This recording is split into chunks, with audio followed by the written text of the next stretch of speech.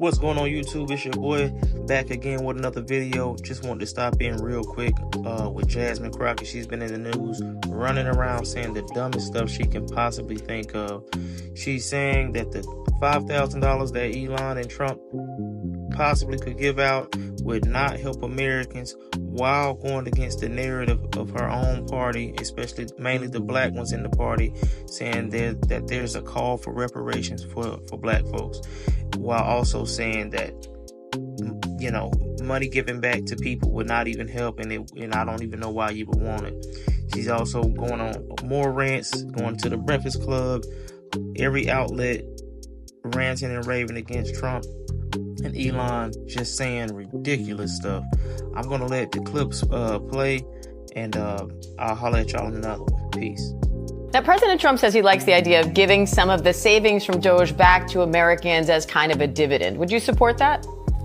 Listen, he's just telling a lie. He's not the one that had anything to do with the $1,200 refunds that people had during the midst of COVID. That was done by a Democratic House and Democratic Senate. Right now, what they're going to do is say, hey, we want to give you a refund, but Congress won't let us, because they already know that there's just no money for that. The only reason that those refunds came before was because we were living in different times. This was a time in which hopefully we won't ever go through again.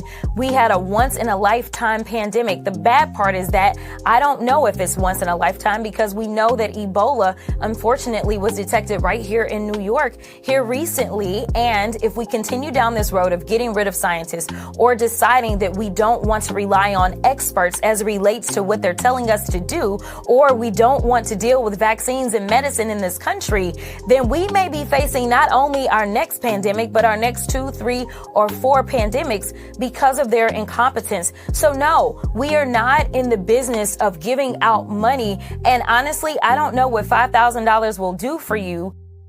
All right, good afternoon, and thank you everyone for braving the inclement weather as we gather to take an essential step forward in the long and ongoing fight for justice, accountability, and healing for Black America. Today, I'm deeply honored to reintroduce H.R. 40, historic legislation to establish a federal commission to examine the lasting legacy of slavery, to develop reparations proposals for descendants of enslaved Africans. It is an honor to inherit the privilege of carrying this forward. Amen. From Congresswoman Sheila Jackson Lee. In my last correspondence with her, she said, keep working on our priorities and never give up. But the problem is that we have a president that is adversarial to states that don't vote for him.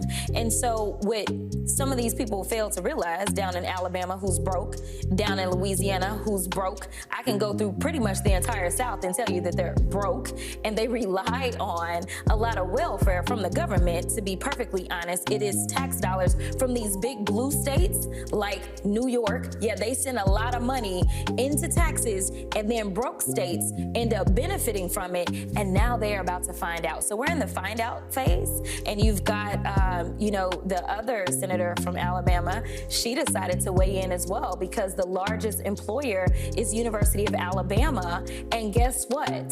They decided that they were going to cut all the research dollars. So research takes place at universities. So now you're going to have people in your already broke states that don't have jobs. The recession is coming.